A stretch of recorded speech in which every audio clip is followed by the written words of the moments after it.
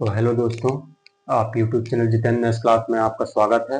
तो आज हम कक्षा 8वीं के अध्याय 2 एक चर वाले रैखिक समीकरण के विषय में चर्चा करेंगे और 2.1 प्रश्नावली को अच्छे तरीके से समझेंगे।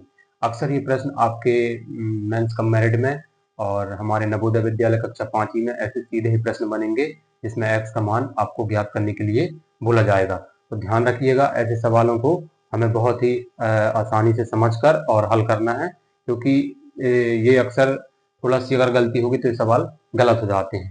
तो आते हैं हम सीधे टॉपिक पर। आज हम थोड़ा सा इसके लिए जो एक चर वाले रैखिक समीकरण है इसके विषय में थोड़ा सा बताऊंगा।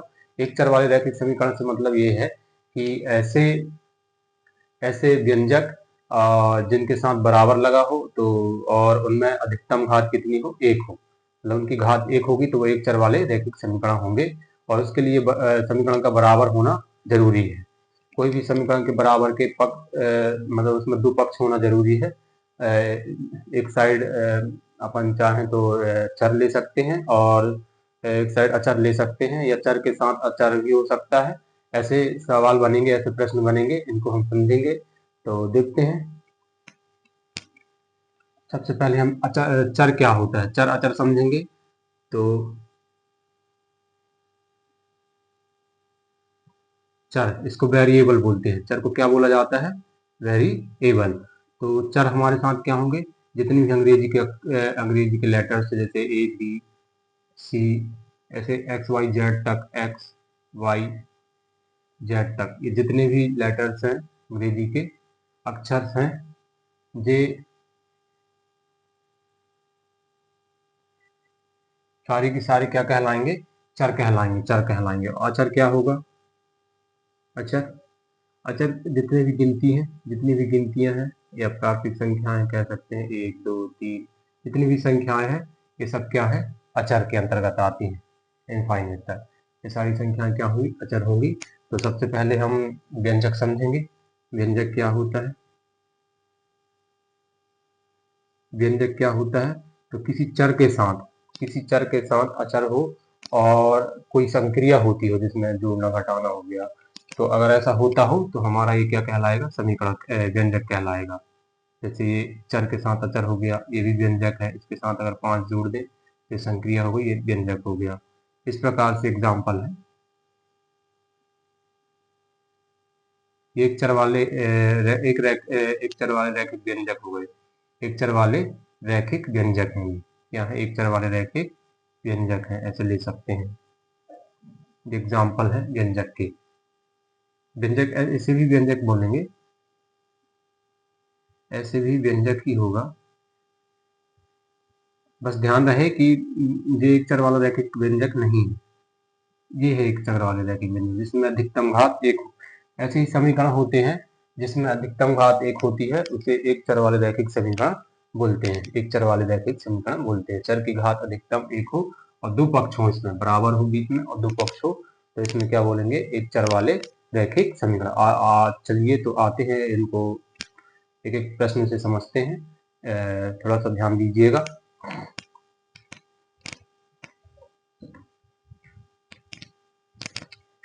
सबसे पहले हम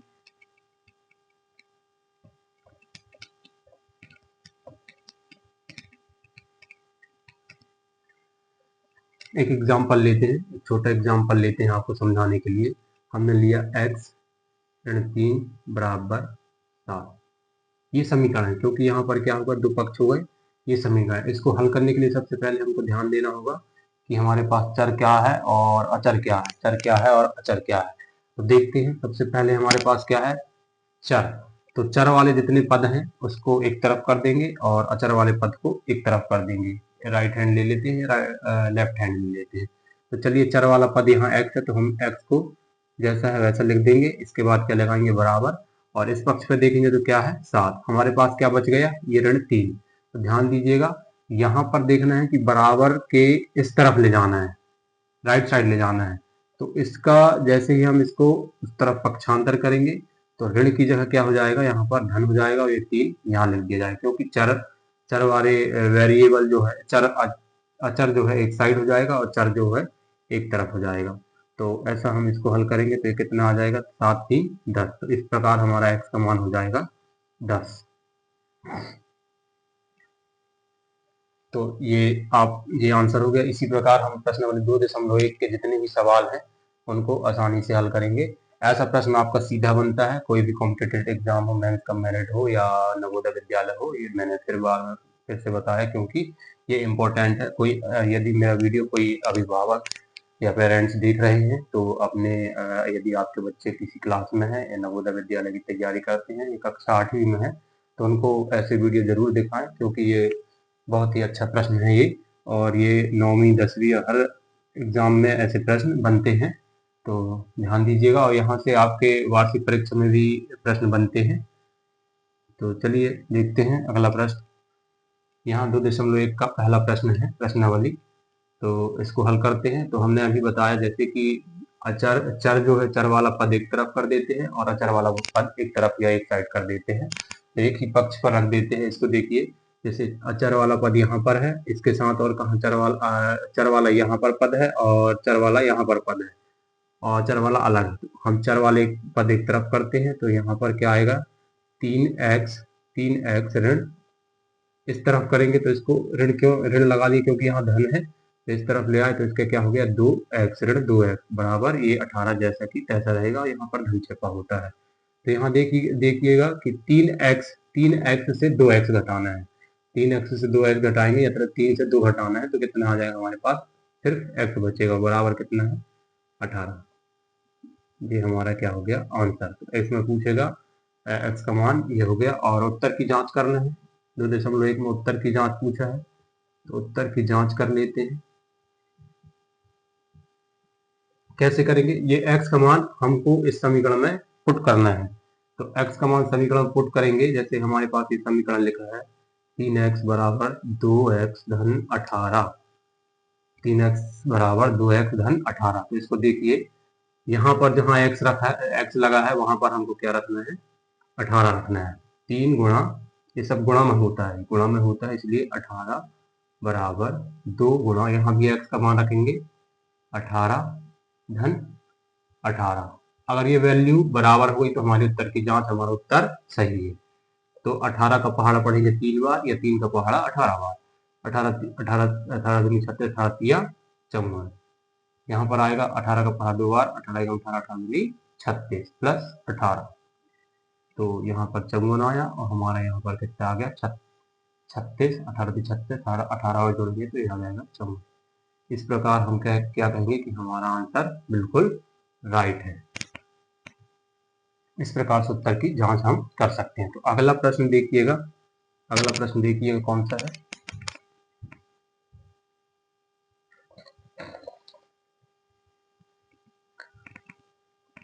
अगला प्रश्न है हमारा 5t ऋण 3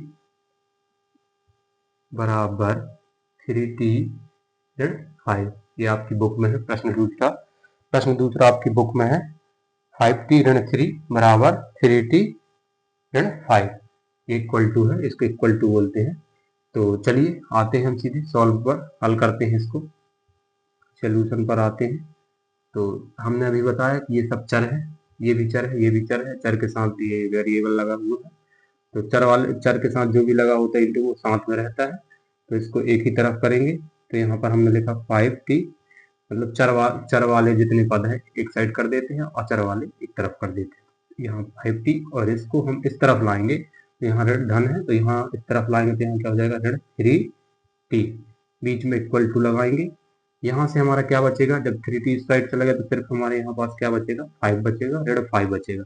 और ये ऋण वाला पद है और इसको उस तरफ ले जाएंगे, बराबर के उस तरफ पक्षांतर करेंगे तो ऋण है तो यहाँ क्या लग जाएगा, धन, और हमारे पास क्या हो जाएगा, ये 3। पेन सही से चल नहीं रहा लगता है, ये 3 हो जाएगा। तो अब ऐसा करते हैं, 5t में से 3t घटा देते हैं, तो 5 में से 3 गए तो कितना बचा, 2t बराबर ये ऋण 5 है और धन 3 है। तो 5 में से एक संख्या ऋण में है, एक संख्या धन में है, तो यहाँ घटेगा। तो 5 में से 3 घटाएंगे और ऋण वाली संख्या में बड़ी संख्या में ऋण का निशान है, इसलिए 5 में से 3 जाएंगे तो हमारे पास क्या बचेगा 2। तो हमारा अब क्या करेंगे, जो भी पद होता है यहाँ पर उसका जो गुणांक है टी के साथ वो क्या करेंगे, नीचे करेंगे, क्या कर देंगे उसको इस संख्या के बटे में कर देते हैं। तो क्या आ गया 2, क्या आ गया हमारा आंसर, अब इस 2 से 2 एक अब 2 1 आया, 1/1 1 होता है, इसलिए हमारा टी का मान कितना हो जाएगा ऋण 1। अब उत्तर की जांच करेंगे, यहाँ पर उत्तर की जांच करते हैं। उत्तर की जांच, तो उत्तर की जांच देखते हैं। इस समीकरण में मान रखते हैं 5t ऋण 3 बराबर 3t ऋण 5। तो देखते हैं टी का मान ऋण 1 रखना है, जहां भी टी लिखा है वहां पर ऋण 1 रखिए, कोष्टक में ऋण 1, ये इंटू में है, ऋण 3 बराबर 3t, यहाँ भी कोष्टक में ऋण 1 और ऋण 5, ये जहां भी कोष्टक लगा या इंटू है तो 5 का गुणा 3 से होगा। ये किसी को अगर ये समझ में नहीं आता हो तो हमारी क्लास में एक वीडियो डाला हुआ है, चिन्हों के बारे में जो बताया गया है, चिन्हों का गुणा, चिन्हों का भाग, वो सब देखिएगा तो आपको जरूर समझ में आएगा। वैसे यहाँ पर कुछ नहीं है, यहाँ पर 5 है, 5 धन में है और ऋण में 1 है, इसका गुणा होगा धन से तो ऋण ही आएगा। तो 5 एकम 5 ऋण 3 बराबर, यहाँ पर भी गुणा होगा तो 3 का ऋण 1 से होगा तो ऋण आएगा, और यहाँ क्योंकि धन और ऋण ऋण होता है, और यहाँ पर कितना है ऋण 5, तो हमारा ऋण 5 और ऋण 3 कितना हुआ, ऋण 8 बराबर ऋण 8, दोनों पक्ष बराबर हो गए। तो हमारा आंसर आ गया, टी की वैल्यू कितनी आ गई -1। तो इस प्रकार से हम इन सवालों को हल कर सकते हैं। इसी प्रकार से आप अपनी बुक में देखिएगा कक्षा 8वीं की प्रश्न क्रमांक 4 और प्रश्न क्रमांक 5, ये सेम सवाल हैं। इन सवालों को आप स्वयं हल करिएगा। प्रश्न क्रमांक क्वेश्चन 3 और क्वेश्चन 4 ये आपको हल करना है और कमेंट में इसका आंसर बताना है। तो हम अगला प्रश्न करेंगे, प्रश्न नंबर 6। ये वाले सवाल इन्हीं के जैसे हैं, बिल्कुल सेम ये सवाल हैं, इनके जैसे ही हैं, तो आप इनको हल करिए स्वयं से। कोई दिक्कत है तो कमेंट में बताना, तो हम इनको सॉल्व करवा देंगे।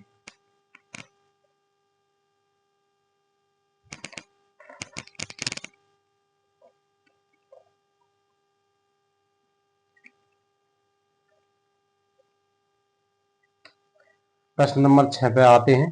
तो देखिए प्रश्न नंबर 6 में आते हैं हम, 8x + 4 बराबर